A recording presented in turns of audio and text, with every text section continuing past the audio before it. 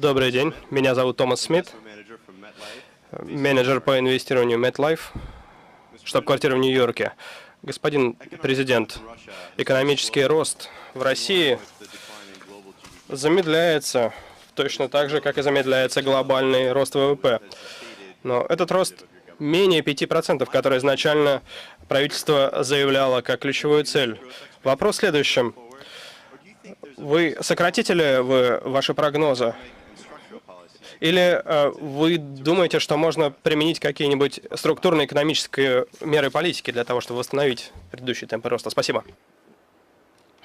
Когда мы ставили цели, формулировали цели на развитие страны и экономики, на ближайшую, среднесрочную и более отдаленную перспективу, мы исходили из действовавших на тот момент времени условий и тенденций. Они меняются.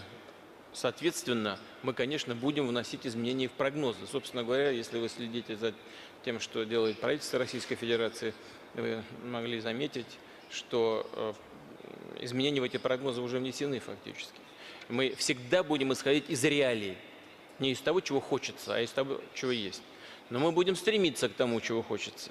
И поэтому, конечно, вынося изменения определенные в прогнозы и оставаясь на почве вот этой реальности, мы, конечно, будем стремиться к тому, чтобы, несмотря на вот эти сложности, которые в мировой экономике имеют место быть, и в нашей тоже, все-таки мы достигали тех целей, которые перед собой ставим. За счет чего, я вот говорил в своем выступлении. Прежде всего, конечно, за счет инфраструктурных изменений, которых у нас пока явно недостаточно. Это очень сложная задача, мы уже давно это поняли, но мы будем стремиться ее реализовать. Изменения, структурные изменения в экономике. Повышение производительности труда, снижение издержек, причем издержек и в госкомпаниях, тоже я об этом сказал уже, и улучшение, повышение эффективности бюджетных расходов. Вот все это вместе, надеемся на это, и даст нам необходимый эффект. Но знаете, что я хотел бы сказать в завершение ответа на ваш вопрос? Мы, когда и формулировали достаточно амбициозные цели, исходили из того, что прогнозы развития мировой нашей экономики могут быть разные. Но всегда нужно ставить перед собой амбициозные цели, иначе вообще ничего не будешь добиваться. Всегда нужно ставить задачи по верхней планке, и тогда все структуры государства, начиная от муниципалитета и кончая президентскими, правительственными структурами, будут выстраивать свою работу для достижения именно этих, даже очень сложных, а иногда и труднодостижимых целей. Так что я надеюсь, что я ответил. И структурные изменения обязательно. И, безусловно, реальный прогноз, и в соответствии с этим реальным прогнозом будем структурировать наши расходы. Первый номер, пожалуйста. Благодарю вас, господин президент. Я представляю Нидерланды.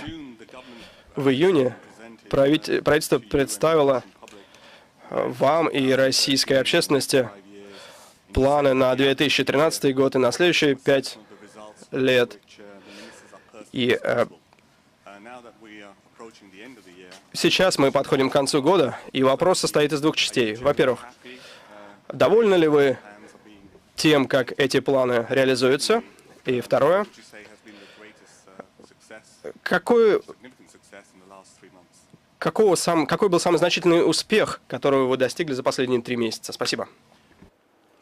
Вы знаете, сейчас не буду говорить об успехах, потому что это всегда такая субстанция, успех, которая очень относительно, во-первых, а во-вторых, все-таки оценки успеха и неуспеха должны ставить другие люди, а не президент, не правительство, не выставлять себе самим оценок.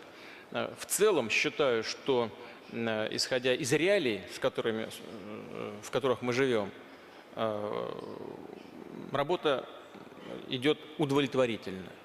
Вместе с тем есть и проблемы, о которых я сказал в своем выступлении. Самое главное из этих проблем заключается в том, что расходы у нас достаточно большие, а производительность труда оставлять желать лучшего. Вот это ключевой момент, на который мы должны обратить внимание. И мы это понимаем и будем делать все для того, чтобы ситуацию исправить. Я уверен, что вы знаете о нашем решении, связанном с, я тоже об этом сказал уже, с замораживанием тарифов естественных монополий. Мы считаем, что это должно дать соответствующий эффект и с точки зрения таргетирования инфляции, и сохранения всех других макроэкономических показателей. Действительно, в начале года у меня сложилось впечатление, что вот те задачи, которые были поставлены год назад в ходе президентской кампании избирательной, а я считаю, что это важно, это не просто чисто политические заявления. Все эти задачи, которые были поставлены в ходе президентской кампании, связаны и с развитием экономики, и с развитием социальной сферы. Вот нас часто критиковали и до сих пор еще продолжают критиковать. Вот очень много денег мы тратим, допустим, на зарплату учителей. И в то же время все говорят и все считают, что главный фактор экономического роста в ближайшей перспективе и в будущем – это улучшение качества человеческого капитала, это улучшение системы образования. Ну как же можно добиваться улучшения системы образования без повышения уровня доходов преподавателей? Конечно, все должно быть сбалансировано, это безусловно так. Мы должны стремиться к этому балансу. Вот после того периода, того момента, о котором вы вспомнили, а именно после июля, многие правительственные структуры и ведомства действительно конкретнее стали заниматься этой работой, связанной с достижением необходимых показателей. Конечно, нельзя быть удовлетворенным наверняка на 100% всем. Есть вопросы, которые требуют еще более тщательного подхода и пристального внимания и с моей стороны, и со стороны руководства правительства. Будем этим заниматься. В целом удовлетворительно, вполне. Добрый день, Александр Каляндров, газета Wall Street Journal.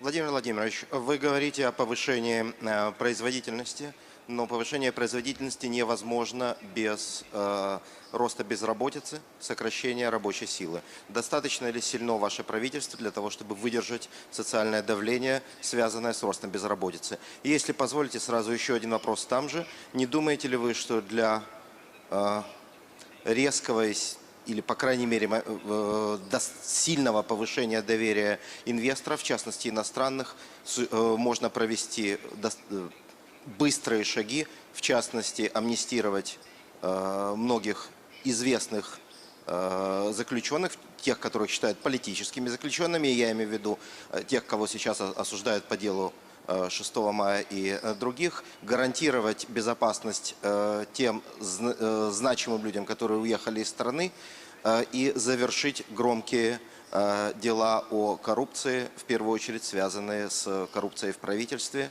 и в органах власти. В ваших ли это лично силах сделать это и таким образом увеличить доверие инвесторов к стране?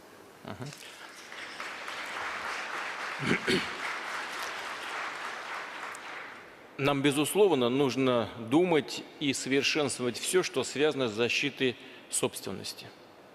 Это очевидный факт.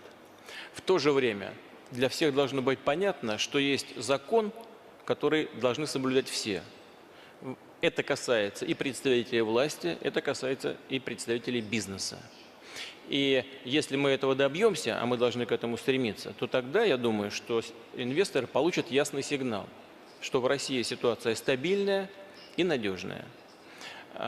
Все, что касается событий, скажем, годичной давности или шестилетней давности, в России, так же как в любой демократической стране, все эти процессы должны происходить в рамках действующего законодательства. И исключений быть не должно. Вы сказали о тех, кого считают политическими деятелями, но я не знаю, если вы имеете в виду старые дела, то люди, которые сидят по этим старым делам, никогда политикой не занимались. И стали сразу политическими деятелями после того, как попали только в места лишения свободы. Я не знаю, не уверен, что нужно всех вечно за это преследовать, и над любым человеком, который допустил какие-то нарушения закона, должен вечно висеть над ним дамоклов меч какого-то возмездия. В соответствии с законом, если человек получил наказание, то и этот все-таки это проходит. Стабильность важна. Власть должна быть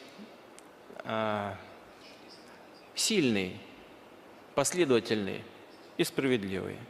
Вот если это все будет отражаться и в законах, и в правоприменительной практике, то тогда я думаю, что инвесторы поймут, что у нас стабильная ситуация, а от стабильности очень много зависит. Я сейчас не буду приводить примеры других стран, которые привлекают огромное количество инвестиций, и вы, как представитель средств массовой информации, хорошо знаете об этом, которые не считаются, допустим, в западном сообществе примером и идеалом демократии. Тем не менее, ситуация там стабильная, и инвестиции не заставляют себя ждать.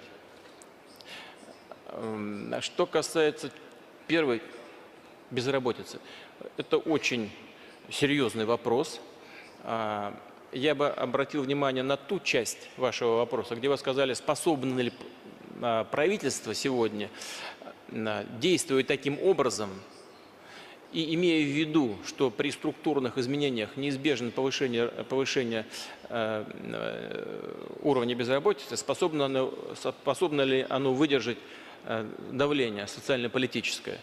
Если действовать грамотно, если действовать взвешенно и профессионально, то и давления-то никакого не будет. Почему? Потому что рост безработицы, он, конечно, при структурных изменениях возможен. Но если своевременно, вовремя и профессионально, хочу еще раз подчеркнуть, действовать, то люди прекрасно будут понимать, что им предоставляется возможность получить дополнительное образование, улучшить свою квалификацию, получить другое, более высокооплачиваемое и более современное место работы. И тогда и давления никакого не будет. Но если не позаботиться об этом заранее, а просто так бездумно закрывать предприятия и людей на улицу выбрасывать, то тогда, конечно, люди будут недовольны такой политикой.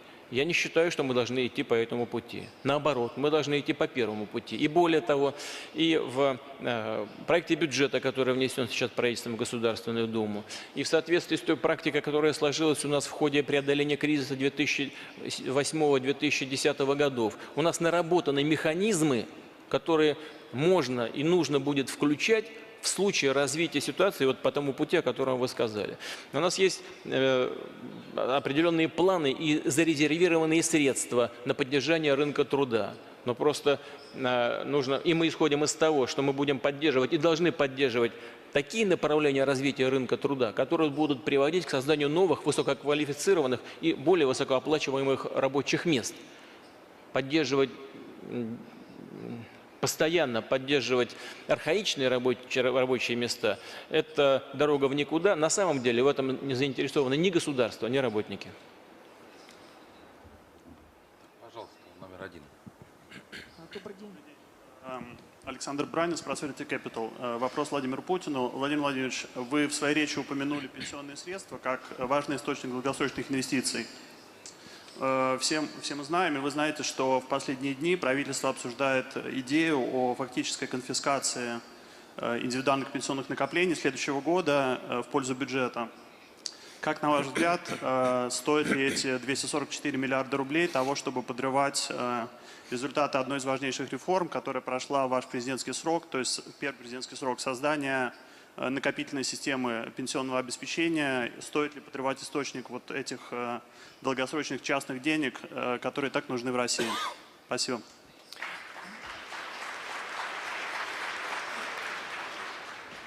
У нас прямо как на съезде КПСС длительные, продолжительные аплодисменты в адрес выступающих.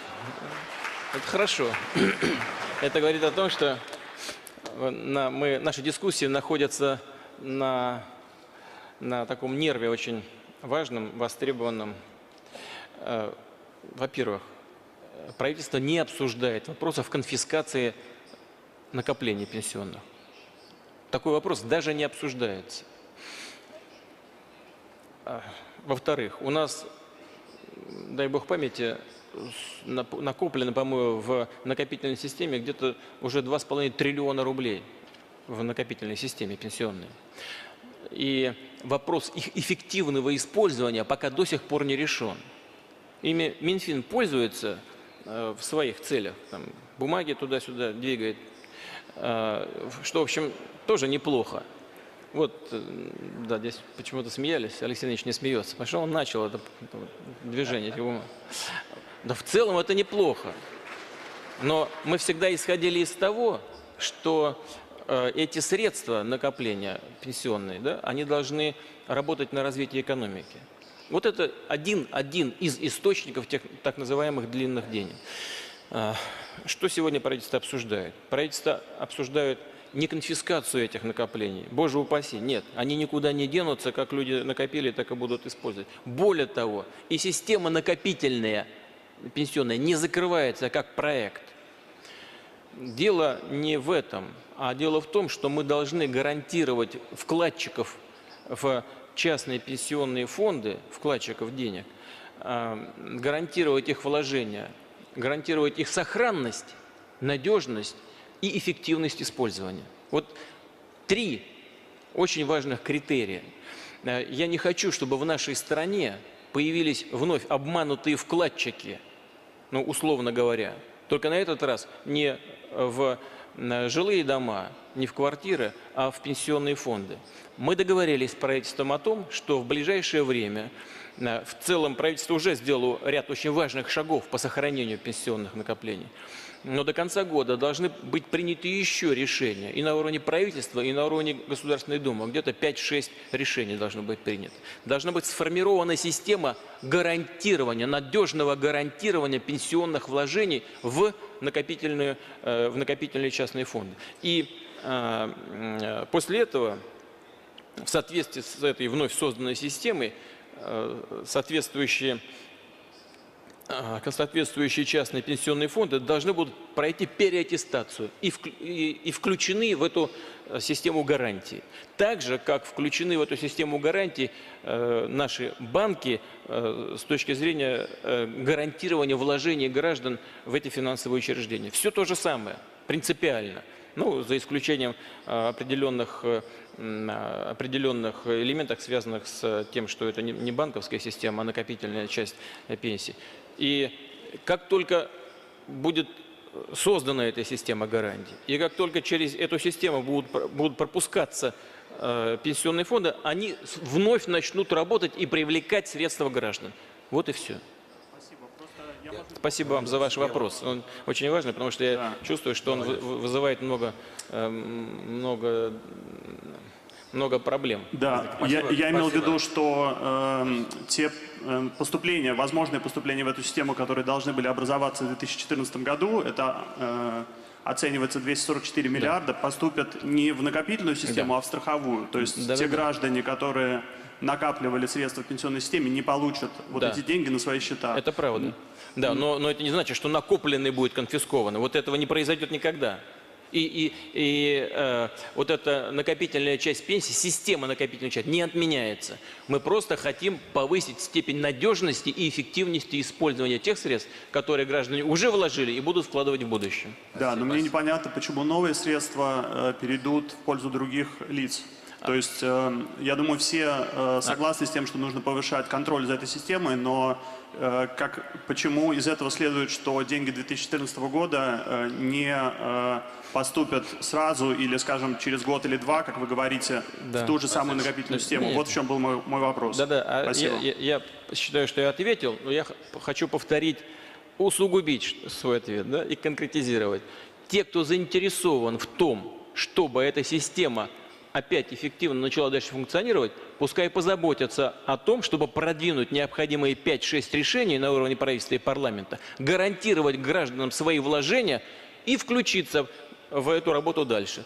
Пока это, знаете, деньги будут просто от граждан идти. У меня правительство обещало, что еще в начале года все это сделают. До сих пор работа не завершена. Пусть сделают эту работу. Я не хочу, чтобы у нас в стране появились новые обманутые вкладчики. Я уже сказал, надо завершить вопрос, связанный с гарантиями и эффективностью использования этих денег.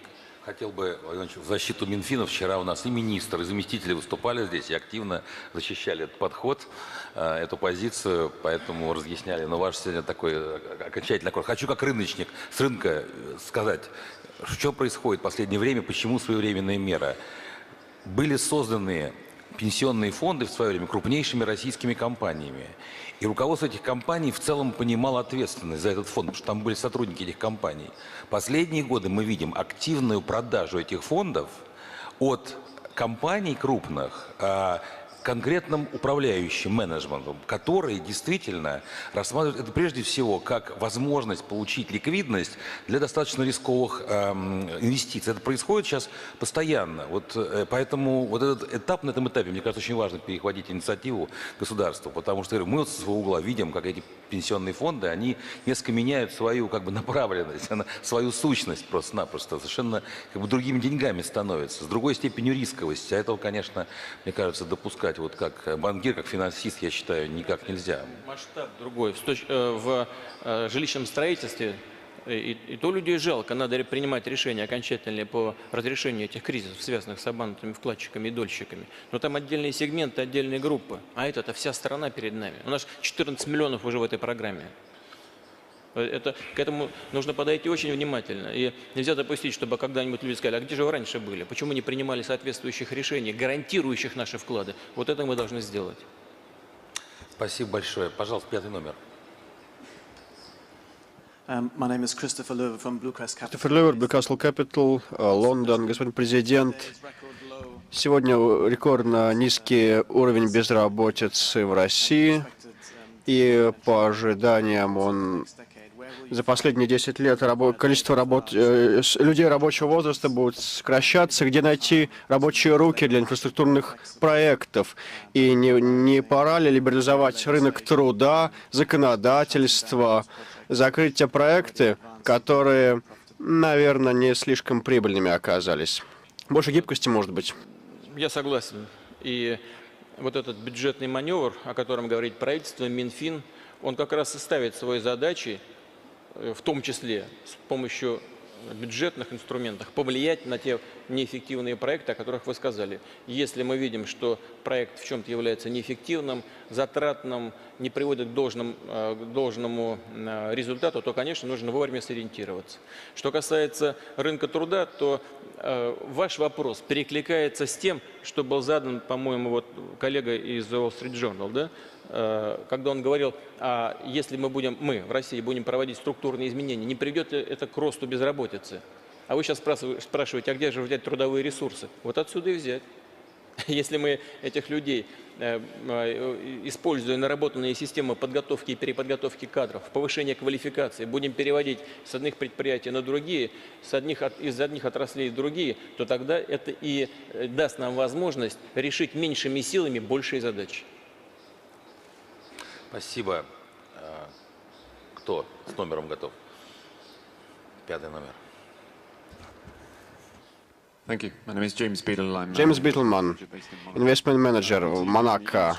Инфраструктура. Продолжим эту тему. Хотел спросить вас, как вы контролируете уровень затрат на инфраструктурные проекты? Потому что в России нужно развивать инфраструктуру, но исторически мы знаем, что стоимость инфраструктурных проектов в России намного выше, чем в других странах. Как можно обеспечить эффективность затрат на проекты в инфраструктуре? Недавно, пару или тройку дней назад встречался с некоторыми нашими ведущими экономистами,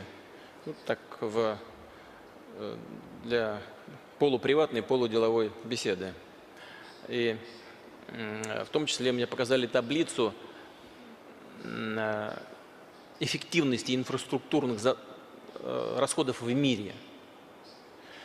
Надо признать, что почти нигде нет идеальной структуры расходов на инфраструктуру.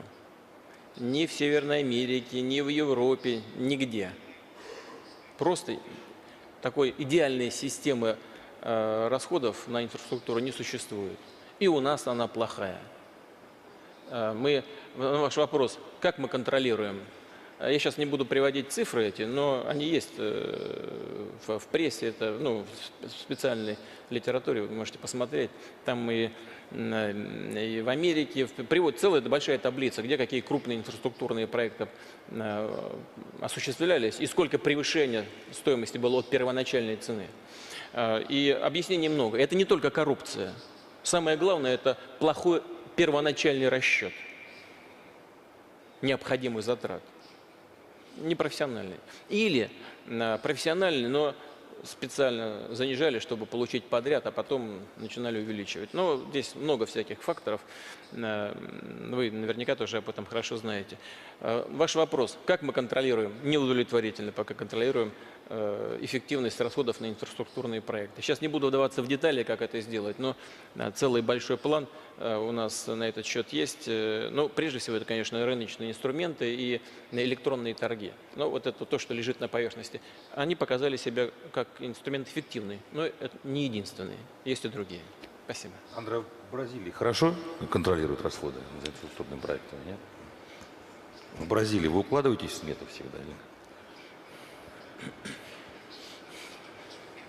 Вот сейчас строите там инфраструктуру, спортивную, как вот. Все хорошо там? I think it's not better than Знаете, Russia. я думаю, что там ситуация обстоит не лучше, чем в России. And I agree with President Putin Я согласен с that президентом there is no Путиным. perfect model, and К сожалению, идеальной модели не существует. Мы работаем над этим, и хотя у нас есть некоторые механизмы и инструменты контроля этих расходов, мы испытываем те же проблемы, что и Российская Федерация. Есть огромная потребность в новых инфраструктурных объектах. Они довольно сложные, уникальные, масштабные. not clear the formula. И пока, конечно, мы даже не можем сказать, сколько это все будет стоить. Инфраструктура очень важна для экономики. А таких больших странах, как Россия и Бразилия, масштаб значительный, поэтому для нас это серьезная проблема. Я согласен, что мы будем учиться по ходу, учиться, как снижать издержки. Лоуренс, а когда я был у вас в Макао, там мне сказали, что будет мост построен от Гонконга до Макао, 60 километров по морю. Вы как, деньги собрали? У вас есть смета уже на это? Сколько будете лет строить?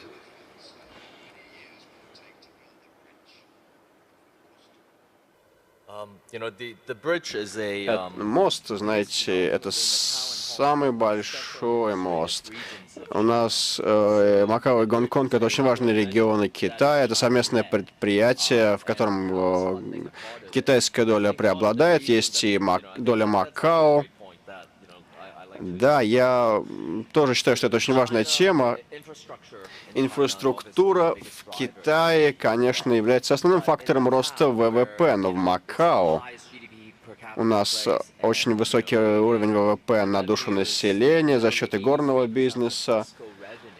83% бюджетных поступлений из сферы услуг, а инфраструктура, к сожалению, довольно неудовлетворительном состоянии находится. С моей точки зрения, ведь я живу и работаю там, и езжу по миру, я бы хотел, чтобы строилось больше объектов инфраструктуры, даже если это будет стоить дороже. Лучше строить дороже, чем не строить вообще. Именно поэтому меня настолько впечатлил прогресс Приморского региона, потому что там не было ничего похожего, и вдруг из-за мудрого руководства президента Путина возникло огромное количество инфраструктурных объектов. Я, конечно, в любом случае всегда готов был бы обменять нашу инфраструктуру на Владивостокскую, у вас лучше. А этот мост, о котором вы говорите, через Дельту, его построят в 2016 году. А почему мы строим этот мост к 2016 году? Это инициатива Китая. Вы знаете, в Макао и Гонконге довольно сильная позиция бюрократов, и все это затягивается. Мост бы строился 15-20 лет. Но для того, чтобы реализовать эти прорывные инфраструктурные проекты, нужна политическая воля. Спасибо. Вот и совет: строить много и дорого. Так что... Так, где у нас еще? Вот дама сидит в первом ряду. А, нет, дама. И в 8-м дадим тоже слово. Здравствуйте, Кристина Варас, Данский капитал, Хельсинки. Владимир Владимирович, вы в вашей речи сегодня и часто упоминаете дорожные карты, программу правительства по улучшению инвестиционного климата. Возможно, вы слышали, что Мировой банк сейчас рассматривает, думает о возможности прекращения вообще публикации этого индекса Doing Business. Одновременно целевые программы работы сотрудников российских министерств основаны именно на дорожных картах этой программы. Для нас, как инвесторов, эти дорожные карты, они не совсем понятны, потому что они очень обширны, они очень много деталей в них содержатся. И для понятия того, что вы будете делать в краткосрочный период, год-полтора, а что не будете делать, не совсем понятно. Поэтому вопрос, не считаете ли вы целесообразным сформулировать краткий перечень приоритетов правительства именно по этим дорожным картам, чтобы стало понятно, что вы собираетесь делать в краткосрочный период, а что нет? Спасибо. Я с вами согласен. И если вы обратили внимание, в своем выступлении я не стал говорить, какое место в этих рейтингах мы собираемся занять. Вы обратили внимание, что я этого не сказал? Хотя в предыдущих выступлениях я все время об этом говорил. Я тоже так думаю, что там действительно очень все сложно, показатели не очень понятные. Мы уже говорили много раз, и я хочу сейчас сказать о чем. О том, что самые главные показатели – это оценка самого бизнес-сообщества. Вот мы эти карты, о которых вы сказали, по сути, даже не мы делали. Мы делали это с подачи наших бизнес-организаций, крупнейших объединений, РСПП и прочих. И мы так и продолжим это делать, но не в этой логике по сложным каким-то показателям, а по оценкам того, что происходит. Они, безусловно, должны и могут быть упрощены, должны быть более понятными, но самое главное – это результат на выходе. Что, например, количество дней, которые компания затрачивает на получение строительной документации, на право строительства, количество дней, затрачиваемых на решение вопросов, связанных с подключением к инфраструктуре, в том числе, скажем, к электросетям и так далее, и так далее. Вот мы к этому будем стремиться. Там количество часов, которые проходят груз через таможню, например. Будем смотреть, что на практике мешает достижению лучших показателей, и именно действовать, исходя из требований жизни. Мы скорректируем свои установки в этом направлении. Спасибо. Номер 2. Господин президент, Наталья Уоллес, Financial Management в Бостоне мы базируемся. С 2008 года программа приватизации. У вас, кстати, у вас там строили несколько лет назад то ли мост большой, да, то ли путепровод какой-то в Бостоне.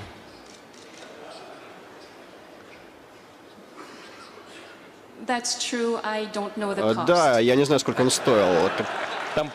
Там превышение тоже, не помню, процентов на 15, что ли, там, поэтому, да, надо посмотреть в таблице, которую я упоминал, там это есть тоже. Я думаю, что там на 15% это не так много. Превышение на 15% это немного. Господин президент, программа приватизации является центральным пунктом программы правительства. Были сделаны заявления и ВТБ, и Сбербанк и так далее. Некоторые небольшие продажи активов стратегическим инвесторам имели место, некоторые размещения. Но горизонты временные, какие они? Весь капитал всех компаний нужно приватизировать к 2016 году, насколько я знаю. По-вашему, как вы считаете, достижим ли этот временной ориентир к 2016 году все приватизировать? Если нет, то когда же завершится программа приватизации? Спасибо. Вы упомянули о двух финансовых учреждениях, но программа приватизации не ограничивается только банками, крупнейшими нашими. Я и год назад говорил о необходимости принятия решений, связанных с приватизацией крупных энергетических активов. В том числе речь шла о продаже 19% Роснефти. Все это в повестке дня. Вопрос только в том, сколько нам нужно денег для текущей работы, и нужно ли именно сегодня реализовывать эти активы, исходя из действующей на данный момент времени рыночной конъюнктуры. И здесь, как обычно, мы с вами это хорошо знаем, несколько факторов. И фактор цены этих активов, и фактор системный, структурный. То есть мы ожидаем что мы от продажи этих активов получим не только деньги в бюджет на решение текущих проблем, но и создадим лучшие условия для развития конкретных предприятий и всего сектора. Вот, исходя из этих составляющих, правительство и будет принимать решения. Из программы ничего не вычеркивается навсегда. Правительство в оперативном режиме смотрит на текущую конъюнктуру и на то, к чему мы придем, реализовав те или другие активы. В некоторых случаях, когда уж совсем низкая цена, ну тогда даже исходя из благих намерений и улучшения структуры самого предприятия и его будущности, все равно государству нет смысла реализовывать активы по бросовым ценам. Но тем не менее, в этом направлении мы будем двигаться. Когда это будет реализовано? Ну, думаю, что в те сроки, о которых вы сказали, все вполне вероятно. Может быть, и в этом году еще будут приняты решения по некоторым предприятиям, по некоторым из тех предприятий, о которых мы сейчас говорили. Спасибо. Так, номер 5. Девушка, я просьба, во втором ряду, вот мужчина, вот к нему подойдите, он давно уже. Господин президент, Россия недавно сыграла серьезную конструктивную роль, помогая разрешить сирийский кризис, хотя Соединенные Штаты, правительство Соединенных Штатов не исключают военной акции, достигается прогресс, замечен прогресс. Как вы считаете, какова ваша позиция сейчас? И могли бы вы поделиться российским взглядом на российской позиции по ближневосточному конфликту? Дело в том, что и мы не исключаем никаких возможностей применения силы. Только исключительно по решению Совета Безопасности Организации Объединенных Наций. Это возможно только в этом случае. Либо как реакция на прямую агрессию в отношении какой-то страны. Есть только два законных способа применения силы. Но, судя по тому, как сейчас происходит работа, связанная с ликвидацией сирийского химического оружия, у нас есть все основания полагать, что мы на правильном пути. И в этом отношении еще раз хочу подчеркнуть, что это не наша заслуга, или не только наша, это наша общая заслуга. Это и заслуга Соединенных Штатов и президента Обамы, который принял соответствующее решение. Это результат наших коллективных усилий на площадке Совета Безопасности ООН. Это связано с последовательной позицией Китайской Народной Республики, Индии, Бразилии, Аргентины, Индонезии. Знаете, я перечисляю страны-то какие. Крупнейшие страны мира. И я очень благодарен тем нашим коллегам, которые склонялись к силовому решению проблемы, но в целом согласились с нашими предложениями о необходимости применения всех сил и средств, которые позволили бы решить проблему мирным путем. Это и Франция, это Великобритания, это Турция, надеюсь. В общем и целом, мне кажется, мы на правильном пути, и полагаю, что если вот так же согласованно мы будем действовать, то не потребуется применять силу и увеличить количество пострадавших и жертв на этой многострадальной сирийской земле. Ну, естественно, еще многое нужно будет сделать для того, чтобы довести весь этот процесс до конца. Это ликвидация химического оружия, это еще не решение всех проблем. Но над этим, повторяю, нужно всем будет активно и напряженно работать. Что касается ближневосточного узла, то, вы знаете, мы можем говорить об этом очень долго. Конфликт длится уже не одно десятилетие. Мне бы очень хотелось, чтобы возобновились прямые контакты между Израилем, между Палестиной, чтобы эти контакты привели к поиску решения долгосрочного характера. На мой взгляд, несмотря на всю сложность, это возможно, потому что я думаю, что люди с обеих сторон уже устали и ждут этого решения. Но, безусловно, мы можем только помочь и быть гарантами, а сами основы этих договоренностей должны быть предложены и согласованы непосредственными участниками этого процесса. Спасибо большое. Наш форум приобретает такой формат уже политико-инвестиционного форума, я смотрю. Так что, так, пожалуйста, номер 5. Вопросы пошли уже из политики. Да-да.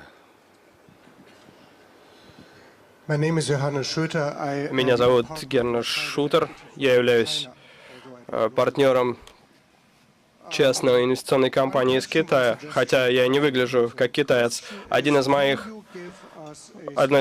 предложений, скорее вопросов президенту Путину. Можете ли вы нам представить для нас долгосрочную перспективу 20-30 лет для российской экономики? У вас прекрасные возможности для развития, возможно, лучшие по сравнению с остальными странами. У вас огромные ресурсы, у вас огромная территория. Как вы считаете, через 10-20 лет сможет ли Россия построить промышленную инфраструктуру, которая может соответствовать, которую можно будет сопоставить, например, с немецкой с точки зрения качества и с точки зрения объемов? Это мой вопрос. Что касается предложения, для экономического обмена вопрос визовый очень важен. В страны АТЭС внедрили так называемую бизнес-карточку. Люди, которые пользуются этой картой, не нуждаются в визе, чтобы въехать в страну-член АТЭС. Россия, по-моему, является единственной страной, которая не участвует в этих процедурах, в этой процедуре облегчения въезда в страны. Возможно ли, что Россия тоже вступит в эту иммиграционную схему АТЭС? Что касается первой части вашего вопроса, я в своем выступлении уже сказал, что по объему ВВП мы уже приблизились. По объему ВВП Россия уже практически сравнялась с ФРГ. Разница там просто незначительная, в тысячных долей, в тысячных только. Вопрос это по паритету покупательной способности. По душу населения, да, мы пока отстаем и серьезно. Но объем самой экономики, он сопоставимый. Вопрос в качестве этой экономики, в структуре ее. Для этого, безусловно, очень много нужно сделать. И нужно настраивать весь наш инструментарий таким образом, чтобы он двигал, подталкивал развитие высокотехнологичных отраслей. У нас, безусловно, есть большие, если не сказать огромные конкурентные преимущества. Это и качество рабочей силы, высокое развитие образования и науки, это территория, запасы минерального сырья колоссальные, может быть, самые большие в мире. И много других преимуществ. Вопрос, сможем ли мы это эффективно использовать. Все, что мы запланировали за последнее время, запланировали до 2020 и на более отдаленную перспективу, на 30-й год, нацелено именно на то, чтобы облагородить структуру нашей экономики, сделать ее более современной. Здесь всегда существуют определенные ограничения, связанные с возможностью и необходимостью. Вот искусство политики, в том числе экономическое, где-то посередине находится. Здесь вот коллега задавал вопрос, а вот если вы будете вот так жестко действовать на рынке труда, не столкнетесь ли вы и справитесь ли вы, если оно возникнет, политика, там, социальное давление? Вот нужно все-таки действовать таким образом, чтобы не создавать этого давления. Это требует времени и профессионализма. Все, что мы планируем, направлено именно на решение этой задачи.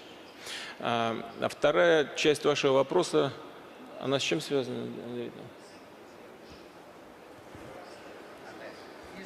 АТЭС. Визовые вопросы. Да. Вы знаете, визовые вопросы, они практически во всем мире, может быть, за редчайшим исключением, решаются на паритетной основе. Поэтому, если какие-то страны готовы вводить в отношении нас определенные либеральные визовые правила, мы, безусловно, не только рассмотрим, но и будем заинтересованы в тем, чтобы имплементировать это и в Российской Федерации. Кристина, а вы верите, что в России через 15-20 лет будет современная промышленная структура нового качества? Как в Швеции. Как в Швеции. Да, очень на это надеюсь. Я надеюсь, что так и будет. И мой бизнес сейчас как раз активно участвует в создании инфраструктуры. И в Латинской Америке, в Африке мы сделали все возможное для того, чтобы сократить издержки, сократить расходы и развить мобильную инфраструктуру. Мы сейчас, наш бизнес в основном сконцентрирован на услугах, а не на сырье. Спасибо. Так, пожалуйста, пятый.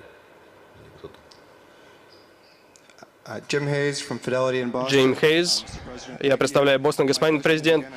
Спасибо. Я снова хочу спросить о приватизации банков. Интересно, имеется ли приоритет снизить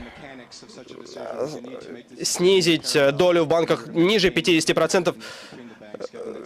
И может ли эта доля в капитале банков использоваться для того, чтобы повысить конкурентоспособность банков? Спасибо. Вы имеете в виду понизить долю государства ниже 50%? Я думаю, что в перспективе это возможно, но делать нужно это аккуратно. Ведь у нас более, по-моему, 2000 банков. Сколько? 900. А? Под 1000. Под 1000 банков. А вот таких крупных с государственным участием раз-два и обчелся. Там Сбербанк, ВТБ, ВЭБ как институт развития, Газпромбанк. А так под 1000 банков. И они почти все частные. Ну, могу себе представить, что мы уйдем где-то меньше 50%. Где-то. Но надо двигаться к этой цели, если идти к этому, но очень аккуратно. Очень аккуратно. Но в целом мы не исключаем это. Это вполне возможно. Хочу напомнить, что ВТБ в этом году уже продал на 102 миллиарда новых акций. Это тоже процесс приватизации, как бы был. Поэтому процессы идут, они не то что встали где-то. И сберегательный банк в прошлом году продавал, поэтому Процесс идет. идет. Ну, повторяю, знаете, по мере роста капитализации и каждый в будущем проданный процент будет дороже и больше принесет нам и доходов в бюджет. Но дело не только в доходах, дело в качестве финансового учреждения. Пожалуйста, еще есть вопрос? Вот. Пожалуйста, пожалуйста. Добрый день. Вопрос к Владимиру Владимировичу и Андрею Леонидовичу одновременно. Фонд Franklin Templeton Investments у нас под управлением около 800 миллиардов долларов США. В России мы с 90-х годов. В 2012 году подписали соглашение о соинвестировании с Российским фондом прямых инвестиций. И также мы являемся крупнейшими миноритарными акционерами компании ТНК-Пи Холдинг с 2006 года. Значит, до объявления о приобретении ТНК-Пи Холдинга компании «Роснефть» в октябре 2012 года средняя стоимость одной обыкновенной акции в 2012 году составила около 85 рублей. Обыкновенные акции ТНК-Пи Холдинга были приобретены «Роснефтью» по оценке около 100 рублей за обыкновенную акцию. После объявления о приобретении ТНК-Пи Холдинга компании «Роснефть» и до настоящего момента средняя стоимость одной обыкновенной акции ТНК-Пи Холдинга составила 54 рубля за обыкновенную акцию. Другими словами, капитализация существенно снизилась. В понедельник компания «Роснефть» озвучила стоимость выкупа миноритарных акционеров ТНК-Пи Холдинга. Она составила 67 рублей. В пятницу на инвестиционном форуме в Сочи руководство «Роснефти» озвучило независимую оценку компании ТНК-Пи Холдинг. Она была проведена аудиторской фирмой Deloitte & Touche. Согласно этой оценке, стоимость обыкновенной акции ТНК-Пи Холдинга составила 123 рубля. И теперь, собственно, несколько вопросов. Первый вопрос. Считаете ли вы справедливой, соответственно, цену выкупа акций акционеров компании ТНК-Пи Холдинг? И второй вопрос. Можем ли мы предположить, что история с миноритарными акционерами компании ТНК-Пи Холдинг будет служить примером для других компаний с государственным участием? Спасибо большое.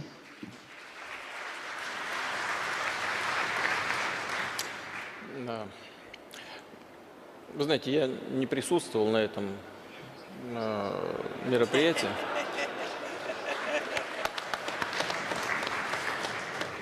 Главное, чтобы все действия наших компаний с госучастием не выходили за рамки действующего закона и не привели к изъятию собственности, в данном случае собственности миноритарных акционеров. А что касается справедливости цены выкупа, то цена, как известно, определяется рынком, а не тем, что хочет основной акционер. Поэтому вот вы сказали о независимой оценке. Значит, исхожу из того, что правительство не допустит того, чтобы контрольный акционер произвел какие-то действия, направленные на то, чтобы нарушить права миноритарных акционеров и забрать вашу собственность по тем ценам, которые не соответствуют рынку, да еще в явочном порядке. Это если кто-то хочет что-то продать, он имеет на это право, кто-то хочет купить, имеет тоже на это право, но заставить и заставлять никого этого делать нельзя. Вот мое отношение к этому в обобщенном виде такое. Я знаю о том, что вы сейчас сказали, несмотря на то, что не был на этом мероприятии в Сочи. Я понимаю, о чем идет речь. Хочу, чтобы вот эта позиция и правительством была услышана, и господином Сечиным. Отбирать ничего нельзя. Можно договариваться, можно торговаться, но формулировать какие-то правила, которые бы, если не выглядели бы как прямой отбор, но заставляли бы вас совершить какие-то действия, в которых вы не заинтересованы, абсолютно недопустимо. Так, пожалуйста. Пожалуйста. Вот на первом ряду есть вопрос. Давайте сюда. Да, вот на первом ряду. Да? Пожалуйста. Можно, да, уже? У нас еще есть время на 2-3 вопроса. 2-3 вопроса, и будем заканчивать, пожалуйста. Лада Подольская. Мой вопрос связан с информацией, которая появилась летом этого года относительно возможности судебной системы. То есть речь шла о том, что, возможно, произойдет объединение гражданского и арбитражных процессов в рамках одного какого-то суда. И есть мнение профессиональных юристов относительно того, что это скажется на качестве все-таки судебной защиты, на профессионализме судов, ну, по сути, общей юрисдикции, которые будут рассматривать вопросы уже арбитражного производства. Может быть, вы прокомментируете, движемся мы по этому пути или не движемся, потому что снижение качества судебной системы – это, в конце концов, в том числе снижение качества возможности привлечения инвестиций. Спасибо.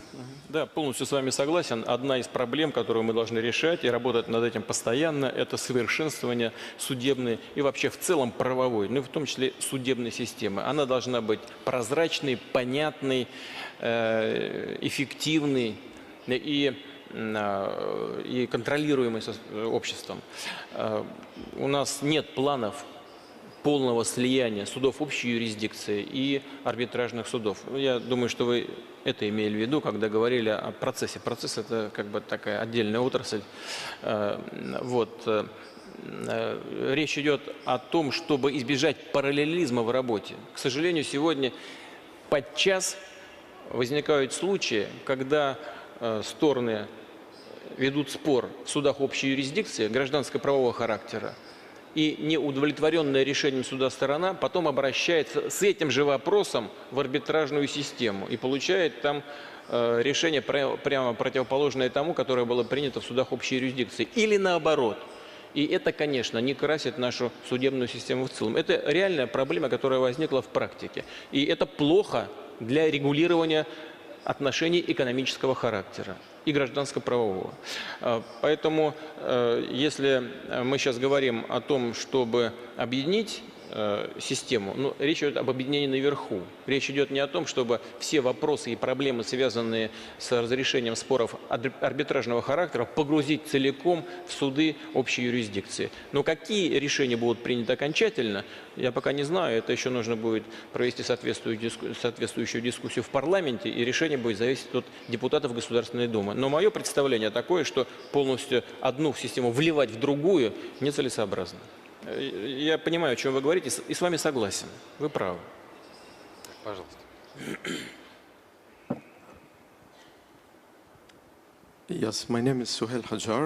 Меня зовут Сахель Каджар. Я представляю Дубай. Я ливанец. Вы говорили об устойчивом росте, о том, что делают такие страны, как Россия, Бразилия и все БРИКС, то есть развивать капиталистическую систему. С одной стороны, капиталистическая система помогает, с другой стороны, у нее есть и недостатки. Во-первых, она порождает неравенство, и худшее проявление неравенства мы видим в США, а в другое поступают сейчас сообщения об окружающей среде, которая сейчас сильно страдает. Мой вопрос президенту Путину, как одному из самых влиятельных лидеров в мире. Какова ваша позиция на эти два вопроса, которые создают реальную угрозу устойчивому росту? Первый вопрос – это неравенство доходов, и второй вопрос – обеспечение охраны окружающей среды. Возможно, если мы будем чересчур увлекаться бизнесом, то мы не сможем выжить на этой планете. Что касается неравенства доходов, это, безусловно, одна из острейших проблем современности, сегодняшнего дня. Разница между доходами, сейчас не говорю компаний, юридических, а физических лиц в различных регионах мира катастрофическая. И это в значительной степени является источником и терроризма, и национальной нетерпимости. Потому что только из среды людей, которые не вовлечены в нормальную трудовую деятельность и не имеют элементарных доходов для своей жизнедеятельности и развития, вот из этой среды и черпают в основном экстремистские организации, рекрутируют пушечное мясо. Вот именно из этой среды. Поэтому в основе многих конфликтов сегодняшнего дня, безусловно, лежит неравенство. Но для того, чтобы его преодолеть, нужно развивать экономику. Нужно развивать ее справедливым образом и добиться, чтобы правила экономической жизни в мире были более справедливыми, в том числе в рамках Всемирной торговой организации. Вот почему застрял переговорный процесс в Дохе? Потому что развивающиеся рынки требуют достижения и хотят достижения одних целей. Развитые экономики в чем-то притормаживают. Естественно, они борются за свои интересы. Нужно добиться консенсуса. И на этой площадке, на площадке Всемирной торговой организации, и на других, таких как «Двадцатка», «Восьмерка», АТЭС, вот, который в скором времени на Бали должен состояться.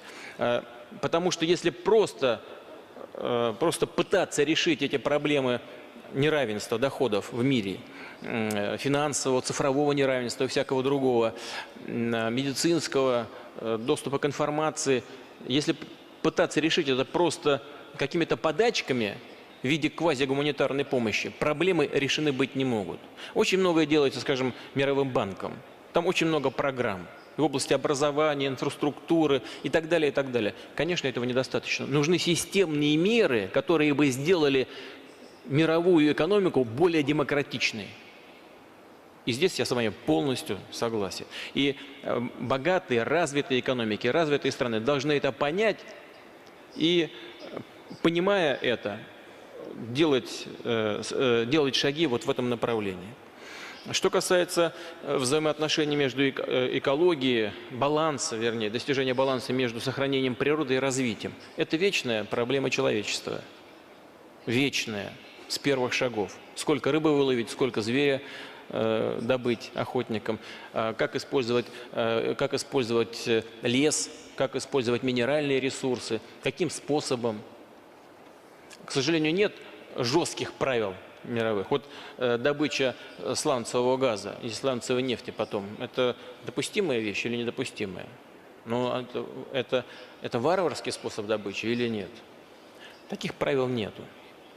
Но, безусловно, мы и на международных площадках, и на национальном уровне должны вырабатывать и согласовывать определенные правила, которые бы позволили сохранить планету.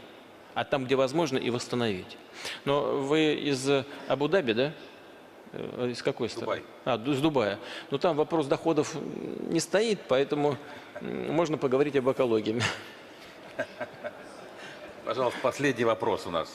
Vladimir Milev from Peyton and Rigo Investment Management in Los Angeles. Владимир Миров, Investment Management. Господин Путин, вы несколько раз говорили в своем выступлении о зависимости от доходов от нефти и газа в бюджете. Даже если гибкость курса, гибкость этих цен немножко снижает обеспокоенность, но давайте поговорим о самых неблагоприятных прогнозах. Если, допустим, цена упадет до 60-70 долларов, что вы будете делать в этой ситуации? Мы будем структурировать свои расходы в соответствии с доходами. По одежке, у нас говорят, есть такая пословица в России, по одежке протягивают ножки.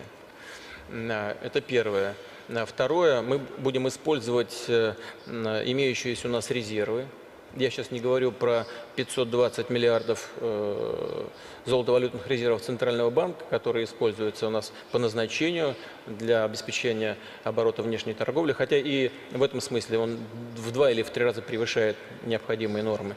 Но у нас есть резервы правительства, прямой резервный фонд и плюс еще фонд национального благосостояния, которые используются для покрытия, в основном, для покрытия дефицита пенсионной системы. Вот это все мы будем использовать. Плюс к этому будем использовать наработанные инструменты, связанные с поддержанием рынка труда. Ну и самое-то главное, мы все-таки должны осуществлять свои планы по реструктуризации самой российской экономики, изменять ее качество. Надеюсь, что в этом направлении, двигаясь, мы преуспеем и создадим более устойчивую, сбалансированную систему, которая сможет преодолеть в том числе и те неблагоприятные факторы, о которых вы сейчас говорите. Но судя по тому, как ситуация развивается в мировой экономике, спрос на энергоресурсы навряд ли будет уменьшаться в ближайшее время. Хотя мы видим, конечно, что есть всякие колебания и волатильность, но тем не менее все-таки 107 долларов в целом, в среднем, чуть выше, чем 107 долларов по марке Urals держится в этом году. Это более чем достаточно, потому что мы балансировали свой бюджет из гораздо более скромных показателей. Хочу это подчеркнуть, гораздо более скромных. Все, что сверх этого, мы выработали бюджетное правило и направляем, как я уже сказал, в резервные фонды. Думаю, что этой подушки безопасности будет достаточно, чтобы пройти какой-то неблагоприятный период в развитии мировой или российской экономики.